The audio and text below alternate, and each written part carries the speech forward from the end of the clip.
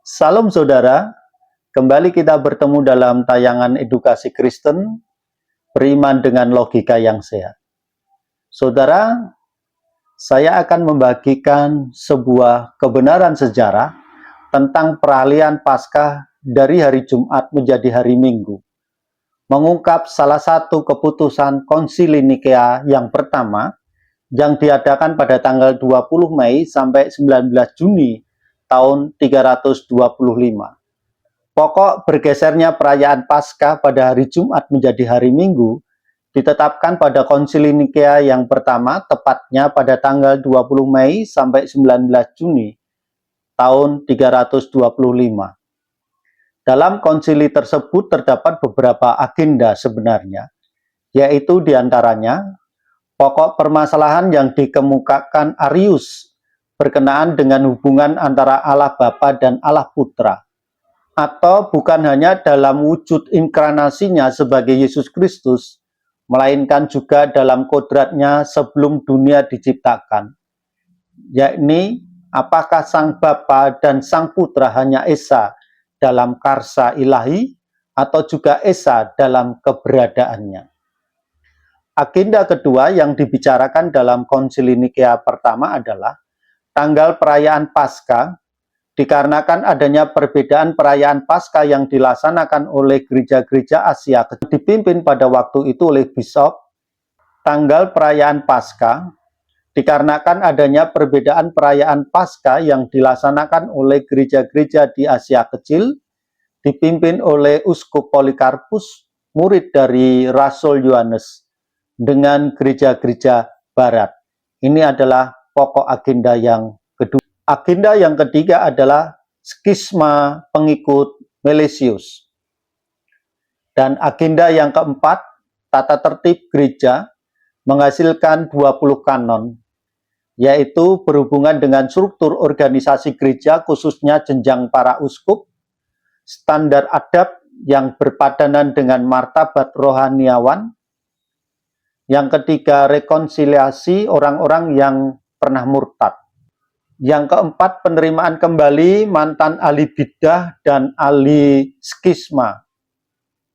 Yang kelima adalah amalan-amalan peribadatan, termasuk tugas-tugas diakon dan amalan berdoa sambil berdiri dalam ibadat. Baiklah saudara, saya akan menyampaikan sedikit kronologis dalam agenda yang kedua ini, yaitu tentang perayaan Paskah. Beberapa bapak gereja dari Asia Kecil yang waktu itu dipimpin oleh Polikarpus, bapak gereja yang lain berpegang pada penanggalan 14 bulan Nisan setelah terjadinya pengasingan yang dilakukan oleh Uskup Victor dari Roma. Pada akhirnya keduanya berdamai karena adanya intervensi dari Irenaeus dari Lyons yang mengingatkan kepada Victor untuk pentingnya toleransi masa lalu yang seharusnya menjadi teladan. Konflik antara Easter, Paskah Kristen, dan Passover, Paskah Yahudi, ini terkenal dengan istilah Paschal kontroversi. Para uskup atau para bapak gereja yang menolak penanggalan baru Paskah Kristen lebih memilih melaksanakan perayaan Paskah pada tanggal 14 bulan Nisan karena sesuai dengan kitab suci dan tradisi yang dilaksanakan para rasul.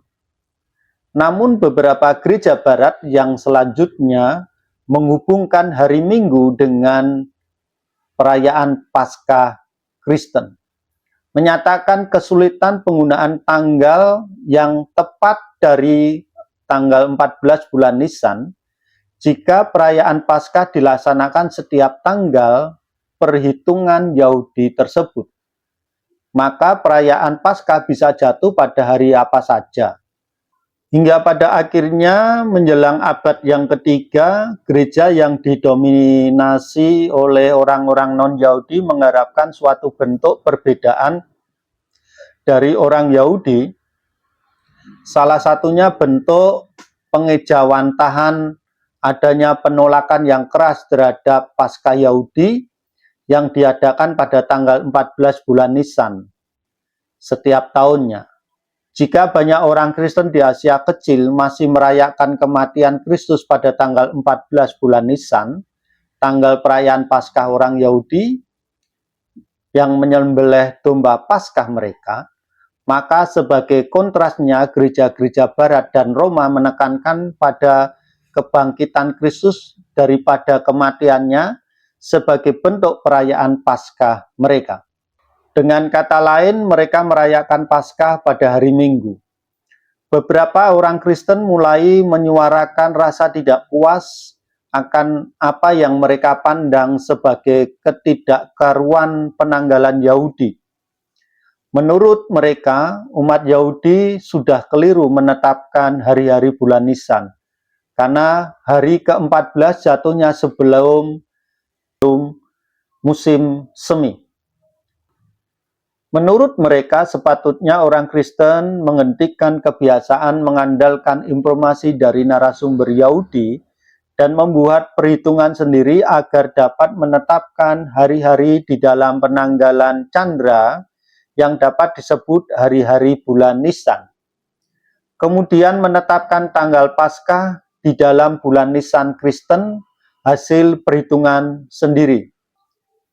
Silang pendapat antara pihak yang hendak membuat perhitungan sendiri dan pihak yang hendak terus mengandalkan penanggalan Yahudi dituntaskan secara resmi dalam Konsili Nikea pertama dengan mengesahkan perhitungan swakarya yang sudah jamak digunakan di Roma dan Alexandria.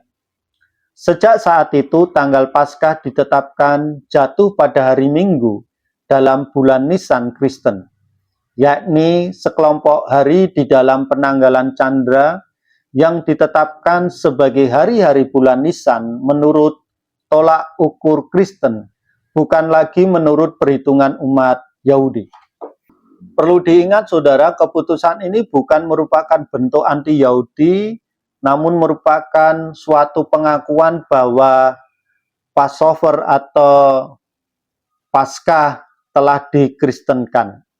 Dan ketidakseragaman pendapat gereja-gereja Barat mengikuti peraturan Konsili Nikea, yaitu bahwa Easter tidak dirayakan pada tanggal yang bersamaan dengan orang Yahudi yang merayakan Paskah.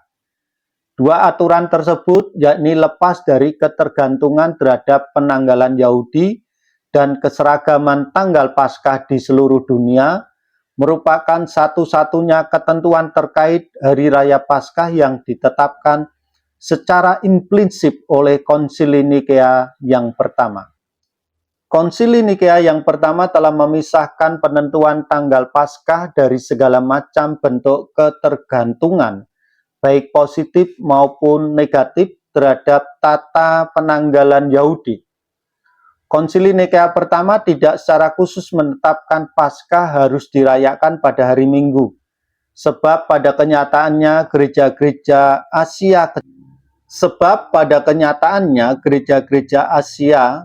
yang dipimpin oleh Polikarpus pada kenyataannya tetap masih memelihara perayaan Paskah pada tanggal 14 bulan Nisan atau hari Jumat.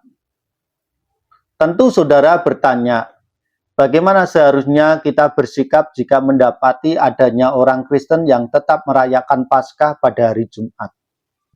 Yang pertama saudara, kita tidak boleh serta-merta memandang rendah ataupun salah dikarenakan kemungkinan besar gereja di mana orang tersebut berjemaat adalah salah satu gereja yang tetap melestarikan tradisi para rasul yang merayakan Paskah pada hari Jumat. Yang kedua, toleransi di masa lalu tetap harus dijalin karena Tuhan merindukan setiap domba-dombanya hidup rukun berdampingan satu dengan yang lainnya. Demikianlah saudara yang bisa saya bagikan, mengapa di beberapa kalangan Kristen masih ada yang merayakan Paskah pada hari Jumat, dan beberapa kalangan Kristen yang merayakan Paskah pada hari Minggu diambil tepat pada saat Yesus bangkit. Pergeseran perayaan Paskah yang terjadi pada hari Jumat menjadi hari Minggu adalah merupakan hasil dari keputusan Konsili Nikea yang pertama. Jikalau kita mendapatkan beberapa di antara rekan kita yang memiliki perbedaan dalam perayaan Paskah, kita harus saling memberikan sikap toleransi kita selaku domba-domba Kristus yang telah ditebusnya. Dan juga kita tidak serta-merta, saudara, memberikan sebuah punishment ataupun mengklaim apa yang dilakukan oleh saudara kita yang merayakan Paskah di hari Jumat adalah sesuatu yang salah. Sebab mereka juga melakukan tradisi yang dilakukan oleh para rasul. Dan kita pun bukan hal yang salah ketika kita merayakan Paskah pada hari Minggu, karena kita juga melakukan apa yang menjadi sebuah keputusan bapak-bapak gereja. Sebab keputusan para bapak-bapak gereja dilakukan dengan satu hikmat dan tuntunan dari Roh-Nya yang Maha Kudus. Apa yang saya bagikan pada hari ini, saudara, bisa menjadi sebuah kasanah, wacana, pengetahuan kita bahwa kekristenan adalah keyakinan yang kaya akan makna teologis, dan kekristenan adalah agama yang kaya akan kasanah, budaya, dan sejarah. Sikap hidup yang perlu kita kembangkan adalah saling menghormati, berbagi, dan saling mengasihi satu dengan yang lainnya. Sehingga apa yang Tuhan katakan dalam firman-Nya, sungguh alangkah indahnya dan sungguh alangkah baiknya bila saudara seiman hidup rukun bersama. Puji nama Tuhan, Tuhan Yesus memberkati.